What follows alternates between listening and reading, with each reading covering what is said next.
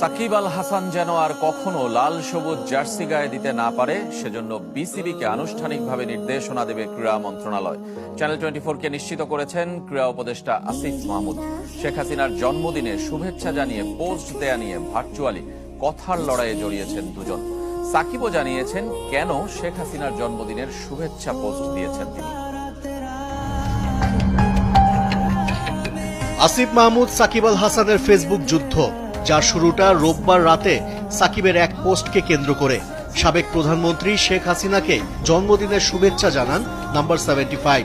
এরপর ক্রীড়া উপদেষ্টা ও সাবেক অধিনায়কের পাল্টাপাল্টি স্ট্যাটাসে উত্তপ্ত হয় সামাজিক যোগাযোগ মাধ্যম। সেখানে সাকিবকে আক্রমণ করেন সার্জিস আলম, হাসনাত আব্দুল্লাহ, সাদিক কায়েমের মতো জুলাই বিপ্লবের অগ্রসেনানীরা। সোমবার আবারও ফেসবুকে পোস্ট দেন আসিফ মাহমুদ, যেখানে উপদেষ্টার সাথে সাকিবের কথোপকথনের অংশ তুলে ধরেন। শুধু ভালো ক্রিকেটার বলেই পুনর্বাসনের সুযোগ নেই স্পষ্ট জানিয়ে দেন।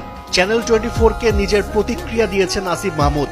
আওয়ামী লীগকে এখনো ধারণ করে বলেই ফ্যাসিস্ট হাসিনার জন্মদিনে শুভেচ্ছা জানিয়েছেন বিশ্বাস ক্রীড়া উপদেষ্টার। যোগাযোগ করা হয় সাকিবের সাথেও। মত প্রকাশের অধিকার সবার আছে বলে মনে করেন তিনি। ভার্চুয়াল যুদ্ধের মাঝে দুঃসংবাদ শুনতে হয়েছে সাকিব আল হাসানকে। অর্থ পাচার সহ অবৈধ সম্পদ অর্জনের অভিযোগ অনুসন্ধানে নতুন কমিটি গঠন করেছে দুর্নীতি দমন কমিশন। তবে বড় ধাক্কাটা আসতে যাচ্ছে ক্রিকেট বোর্ড থেকে।